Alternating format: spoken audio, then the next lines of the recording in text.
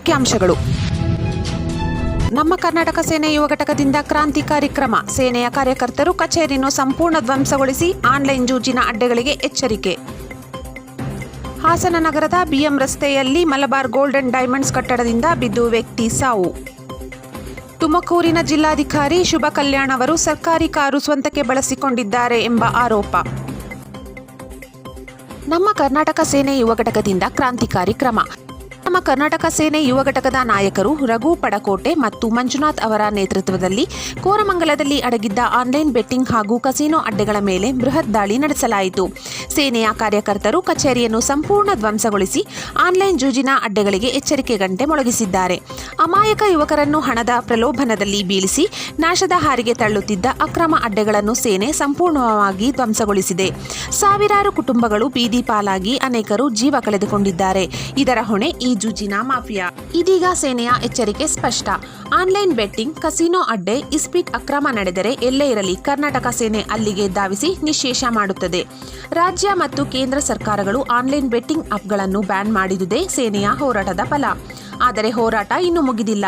ಇದು ಕೇವಲ ಪ್ರಾರಂಭ. ಅಕ್ರಮ ಜೂಜು, ಬೆಟ್ಟಿಂಗ್ ಅಡ್ಡೆಗಳನ್ನು ಸಂಪೂರ್ಣ ನಿರ್ಮೂಲ ಮಾಡುವವರೆಗೂ ಸೇನೆಯ ಹೋರಾಟ ನಿಲ್ಲದು. ನಮ್ಮ ಕರ್ನಾಟಕ ಸೇನೆ ಕ್ರಾಂತಿಯ ನಿಜವಾದ ಮುಖ. ಕನ್ನಡದ ಕಂದ, ಕನ್ನಡ ತಿಲಕ ಅಣ್ಣ ಎಂ ಬಸವರಾಜ್ ಪಡುಕೋಟೆ ರಾಜ್ಯ ಅಧ್ಯಕ್ಷರು. ಅಮೃತ ಇಜಾರಿ ನಮ್ಮ ಕರ್ನಾಟಕ ಸೇನೆ ಉತ್ತರ ಕರ್ನಾಟಕ ಅಧ್ಯಕ್ಷರು.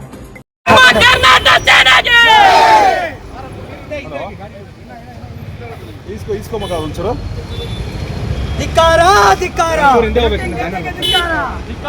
ನಮ್ಮ ಕರ್ನಾಟಕ ಸೇನೆಗೆ ಏನೇ ಇರಲಿ ಬೆಟ್ಟಿಂಗ್ ಆಪ್ಗಳಿಗೆ, ಬೆಟ್ಟಿಂಗ್ ಕಂಪ್ನಿಗೆ ಹೇಳಿ ಧಿಕ್ಕಾರ. ಕನ್ನಡ ಮಕ್ಕಳಿಗೆ ಹಾಳು ಮಾಡ್ತಿರೋ ಬೆಟ್ಟಿಂಗ್ ಕಂಪ್ನಿಗಳಿಗೆ ಬೇಕೇ ಬೇಕು.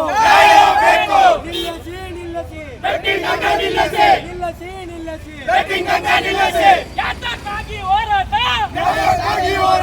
ಯಾತಕ್ಕಾಗಿ ಹೋರಾಟ, ನಮ್ಮ ಕರ್ನಾಟಕ ಸೇನೆಗೆ, ನಮ್ಮ ಕರ್ನಾಟಕ ಸೇನೆಗೆ.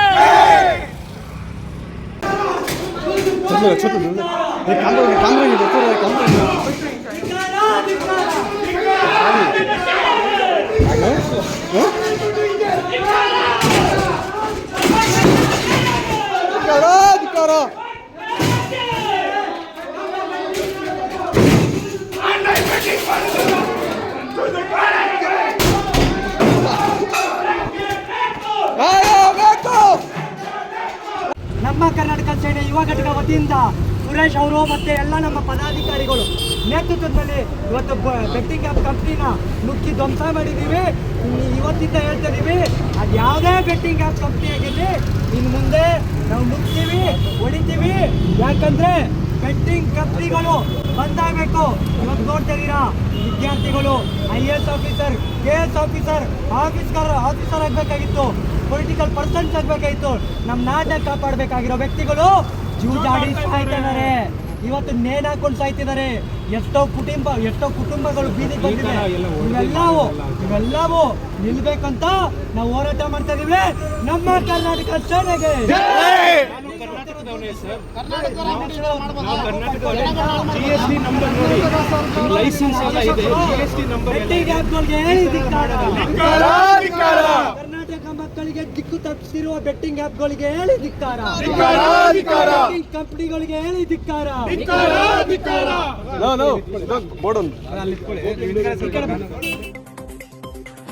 ಮಲಬಾರ್ ಗೋಲ್ಡನ್ ಡೈಮಂಡ್ಸ್ ಕಟ್ಟಡದಿಂದ ಬಿದ್ದು ವ್ಯಕ್ತಿ ಸಾವು. ಆಲೂರು ತಾಲೂಕಿನ ಕಾರ್ಗೋಡು ಗ್ರಾಮದ 55 ವರ್ಷದ ರವೀಂದ್ರ ಎಂಬುವರು ಸಾವನ್ನಪ್ಪಿದ ವ್ಯಕ್ತಿ. ಹಾಸನ ನಗರದ ಬಿಎಂ ರಸ್ತೆಯಲ್ಲಿ ಘಟನೆ. ಕಳೆದ 14 ವರ್ಷಗಳಿಂದ ಮಲಬಾರ್ ಗೋಲ್ಡನ್ ಡೈಮಂಡ್ಸ್ನಲ್ಲಿ ಕೆಲಸ ಮಾಡುತ್ತಿದ್ದ ರವೀಂದ್ರರವರು ಕಟ್ಟಡಕ್ಕೆ ವಿದ್ಯುತ್ ದೀಪಾಲಂಕಾರ ಮಾಡುತ್ತಿದ್ದರು.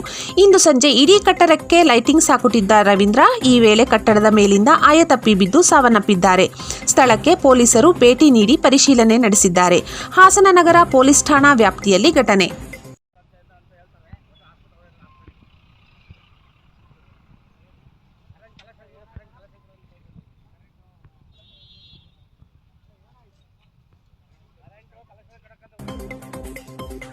ತುಮಕೂರಿನ ಜಿಲ್ಲಾಧಿಕಾರಿ ಶುಭ ಕಲ್ಯಾಣ್ ಅವರು ಸರ್ಕಾರಿ ಕಾರು ಸ್ವಂತಕ್ಕೆ ಬಳಸಿಕೊಂಡಿದ್ದಾರೆ. ಪ್ರತಿದಿನ ಅವರ ಪತಿಯನ್ನು ಬೆಂಗಳೂರಿಗೆ ಬಿಟ್ಟು ಬರಲು ಕಾರು ಬಳಸಲಾಗಿದೆ ಎಂದು ಕಾರಿನ ಚಾಲಕ ಹರೀಶ್ ಆರೋಪಿಸಿದ್ದಾರೆ. ಸ್ಪಷ್ಟನೆ: ವೈಯಕ್ತಿಕ ಕೆಲಸಕ್ಕೆ ಕಾರು ಬಳಸಿಕೊಂಡಿದ್ದು, ಅದಕ್ಕೆ ಹಣವನ್ನು ಪಾವತಿಸಿದ್ದೇನೆ. ಯಾವುದೇ ರೀತಿಯಲ್ಲೂ ದುರುಪಯೋಗ ಮಾಡಿಕೊಂಡಿಲ್ಲ. ಗುತ್ತಿಗೆ ಅವಧಿ ಮುಗಿದಿದ್ದರಿಂದ ಕಾರು ಚಾಲಕನನ್ನು ಕೆಲಸದಿಂದ ಬಿಡುಗಡೆ ಮಾಡಲಾಗಿದೆ. ವೇತನ ಪಾವತಿಸಿದ್ದು, ಬಾಕಿ ಉಳಿಸಿಕೊಂಡಿಲ್ಲ ಎಂದು ಜಿಲ್ಲಾಧಿಕಾರಿ ಶುಭ ಕಲ್ಯಾಣ್ ಸ್ಪಷ್ಟಪಡಿಸಿದ್ದಾರೆ. ನನ್ನ ಹೆಸರು ಹರೀಶ್ ಅಂತೇಳಿ ತುಮಕೂರು ಜಿಲ್ಲಾಧಿಕಾರಿ ವಾಹನ ಕಚೇರಿಯಲ್ಲಿ DV ವಾಹನ ಚಾಲಕನಾಗಿ 13 ವರ್ಷದಿಂದ ಸೇವೆ ಮಾಡ್ತಿದ್ದೀನಿ. ನನಗೆ ಸುಮಾರು 9 ತಿಂಗಳಿಂದ ನನಗೆ ಸಂಬಳ ಆಗಿಲ್ಲ. ಕೇಳಕ್ಕೆ ಹೋದರೆ ಇಲ್ಲ ಮಾಡ್ತೀವಿ ಅಂತ ಹೇಳ್ತಾ ಇದ್ದಾರೆ. ಈಗ ಏಕಾಏಕಿ ನನ್ನ ಕೆಲಸದಿಂದ ನೀನು ಬರಬೇಡ ಹೋಗು ಅಂತ ಹೇಳಿದ್ದಾರೆ. ನಮಗೂ ಏಜೆನ್ಸಿಯವ್ರಿಗೂ ಹೇಳಿಲ್ಲ, ಏನೂ ಇಲ್ಲ. ಏಕಾಏಕಿ ಅವರು DC ಮೇಡಮ್ ಅವರೇನು ಹೇಳಿ ನೀನು ಬರಬೇಡ ಅಂತ ಹೇಳಿದ್ದಾರೆ. ಆಮೇಲೆ ತಿರ್ಗಾ ಅವ್ರು ಏನು ಇದು ಮಾಡಿದ್ರು ಅಂದರೆ, ಯಾರೋ ಮೊನ್ನೆ ಒಬ್ಬರು RTIನಲ್ಲಿ ಲಾಗ್ ಬುಕ್ ಕೊಡಿ ಅಂತ ಹಾಕಿದ್ದಾರೆ. ಅವ್ರು RTI ಅವ್ರಿಗೂ ನಮಗೂ ಯಾವುದೇ ಥರದಲ್ಲೂ ಸಂಬಂಧ ಇಲ್ಲ. ಅದು ಗಾಡಿ ಸಿಕ್ಕಾಪಟ್ಟೆ K06 GA 0099 ಕೃಷ್ಣ ಗಾಡಿ ವಾಹನ ತುಂಬ ಮಿಸ್ಯೂಸ್ ಮಾಡಿರೋದ್ರಿಂದ ಅದು ಹಾಕಿದ್ದಾರೆ. ಅದು ಹಾಕಿ ಅವರು ಡೈಲಿ ಅವ್ರ ಯಜಮಾನರು ಅವರು ಪ್ರದೀಪ್ ಅಂತ ಹೇಳ್ಬಿಟ್ಟು ಸರ್, ಅವರು ಡೈಲಿ ಬೆಂಗಳೂರಿಗೆ ಅಪ್ ಆ್ಯಂಡ್ ಡೌನ್ ಮಾಡ್ತಾರೆ. ಏನು ಹೆಸರು? ಪ್ರದೀಪ್ ಅಂತೇಳಿ ಅವರ ಯಜಮಾನರು ಡೈಲಿ ಅವರು ಅಪ್ ಆ್ಯಂಡ್ ಡೌನ್ ಮಾಡ್ತಾಯಿದ್ರು. ಅದನ್ನು ಯಾರ್ಯಾರೋ ಮಾಹಿತಿಗಳೆಲ್ಲ ಲೀಕ್ಔಟ್ ಮಾಡಿ ಎಲ್ಲ ಇದು ಮಾಡಿರೋದಕ್ಕೆ ನಾನೇ ಮಾಹಿತಿ ಲೀಕ್ಔಟ್ ಮಾಡಿದ್ದೀನಿ. ಅವ್ರ ಅಪ್ ಆ್ಯಂಡ್ ಡೌನ್ ನೀವು ಕರ್ಕೊಂಡು ಹೋಗ್ತೀವಿ? ನಾನೇ ಕರ್ಕೊಂಡು ಹೋಗ್ತಿದ್ದೆ ಸರ್. ನಾನೇ ಸಾಫ್ಟ್ವೇರ್ ಇಂಜಿನಿಯರ್ ಅವರು ಇದು ನಾನೇ ಎಲ್ಲಿ ಕರ್ಕೊಂಡು ಹೋಗ್ತಿದ್ವಿ? ಕೆಂಗೇರಿ ಕರ್ಕೊಂಡೋಗಿ ಕರ್ಕೊಂಬರ್ತಾಯಿದ್ದೆ. ಆಮೇಲೆ ಅವರು ಸುಮಾರು ಸಲ ಚೆನ್ನೈಗೆಲ್ಲ ಹೋಗಿ ಬಂದಿದ್ದಾರೆ. ಚೆನ್ನೈಗೆಲ್ಲ ಹೋಗಿ ಎಲ್ಲ ಇದು ಮಾಡ್ಕೊಂಡು ಬಂದಿದ್ದಾರೆ. ನಾನು ಹೋಗಿದ್ದೀನಿ, ಸುಮಾರು ಸಲ ಚೆನ್ನೈಗೆಲ್ಲ ಹೋಗಿದ್ದೀನಿ.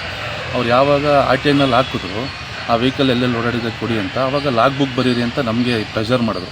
ಅದನ್ನು ಯಾವಾಗ ನಮ್ಮ ಕೈಲಿ ಬರೆಯೋಕ್ಕಾಗಲಿಲ್ವೋ, ಆಯಿತು ನೀನು ಬರಲೇಬೇಡ ಹೋಗಪ್ಪ ಕೆಲಸಕ್ಕೆ, ನಿನ್ನ ಕೆಲಸದಿಂದ ಇರಲೇಬೇಡ ಹೋಗು ಅಂತ ಹೇಳಿದ್ರು. ಸುಮಾರು ನಾನು 13 ವರ್ಷದಿಂದನೂ ನಾನು ಕೆಲಸ ಮಾಡಿದ್ದೀನಿ ಸರ್. ನಂದು ಯಾವುದೇ ಥರದಲ್ಲೂ ಕರ್ತವ್ಯದಲ್ಲಿ ಎಲ್ಲೂ ಲೋಪದೋಪ ಇಲ್ಲ. ಈ ಸಲ ಈ ಮೇಡಮ್ ಅವರು ಬಂದಾಗಲಿಂದ ನಮಗೆ ಈ ಥರ ಮಾಡಿ 9 ತಿಂಗಳಿಂದನೂ ಸಂಬಳ ನಿಲ್ಲಿಸಿದ್ದಾರೆ. ನಮ್ಮ ತಂದೆ ಬಂದು ಹಾರ್ಟ್ ಪೇಷಂಟು.